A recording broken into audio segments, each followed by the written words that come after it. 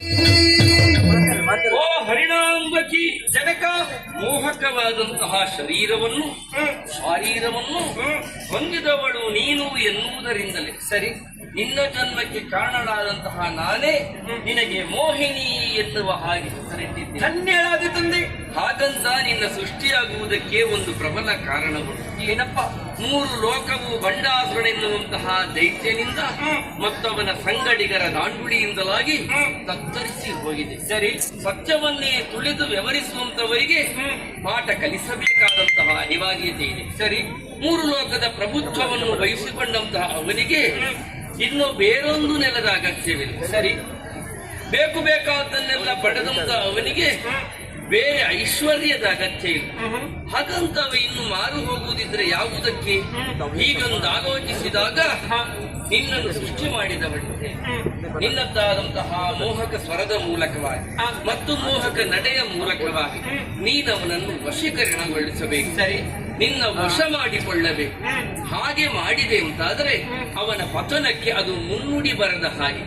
ಯಾಕೆ ಬಲ್ಲೆ? ಯಾಕಪ್ಪ? ಗುರುಗಳಾದಂತಹ ಶುಕ್ರಾಚಾರ್ಯರಿಂದ ನಿತ್ಯನೈಮಿತ್ತಿಕವಾದಂತಹ ಕೆಲಸಗಳಲ್ಲಿ ಎಂದೂ ತಪ್ಪಿದವನವನಲ್ಲ. ಸರಿ, ಪ್ರತಿನಿತ್ಯ ಅವರ ಪಾಠವನ್ನು ಶ್ರದ್ಧೆಯಿಂದ ಪಾಲಿಸಿಕೊಂಡು ಬಂದವನು.